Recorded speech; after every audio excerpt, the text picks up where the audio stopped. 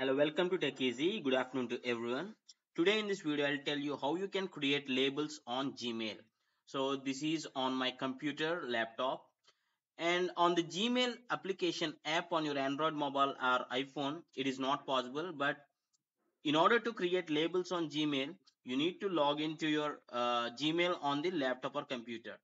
At the left side, see here, you will find something like labels here, and just beside that there is a add symbol or the plus symbol. You need to tap on this, and here you can create a new label. For example, label is just nothing but a folder to organize few of your emails in a particular folder.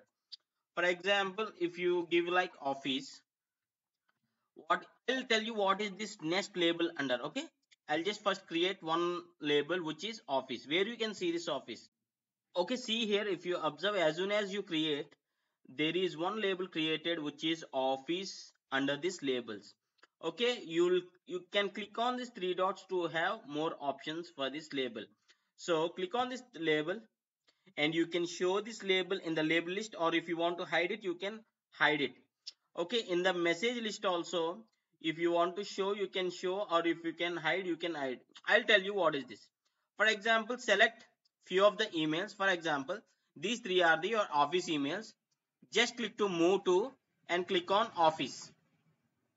So these three will be removed from this inbox and moved to this office folder. See here, office label.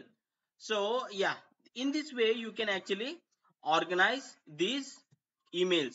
You can actually create different labels.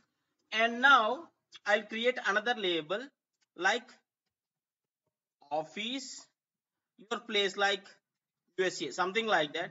You can nest this office new label under the office. So this will be the parent, then this will be the child. See here, this will be the subfolder or the sub label, you can say. For example, these three emails, maybe you can move under this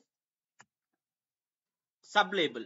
So in this way, it will be even more organized for you to maintain your Gmail inbox look and feel very organized, very systematic.